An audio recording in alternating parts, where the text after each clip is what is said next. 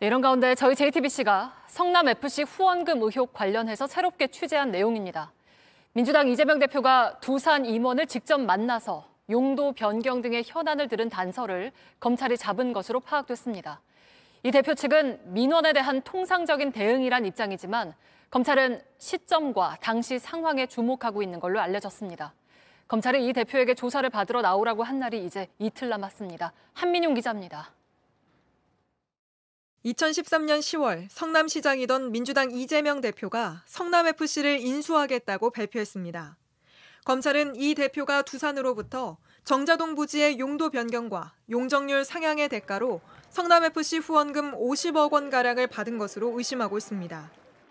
그런데 검찰이 성남FC 인수 발표 2달 전 이 대표가 두산 임원을 직접 만나 용도 변경 등 현안을 들은 정황을 포착했습니다. 민주당 국회의원과 두산 임원까지 3사람이 아침 식사 모임을 한 단서를 잡은 겁니다. 특히 검찰은 모임에서 이 대표가 용도 변경에 긍정적인 반응을 보였다는 두산 내부 보고서를 확보한 것으로 파악됐습니다. 보고서엔 정진상 실장과 상의하라고 했다는 내용도 담긴 걸로 취재됐습니다. 실제 모임 열흘 뒤쯤에 두산 관계자와 정 실장이 접촉한 것으로 알려졌습니다. 당시는 성남시가 짓다가 멈춘 건물을 철거하라며 두산에 이행 강제금을 물리던 때입니다. 정신상의를 만나고서부터 이제 풀리는 거니까. 정신하게 협의하는 과정에서 그런 후원금 얘기한다는 건.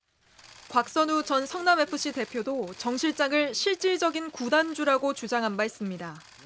그동안 이 대표 측은 용도 변경은 담당 공무원의 검토 등을 거쳐 이루어졌다며 특혜 의혹을 부인해왔습니다. 하지만 검찰은 이 대표가 직접 현안을 듣고 이후 후원금을 받는 과정에도 개입한 것으로 의심하고 있습니다.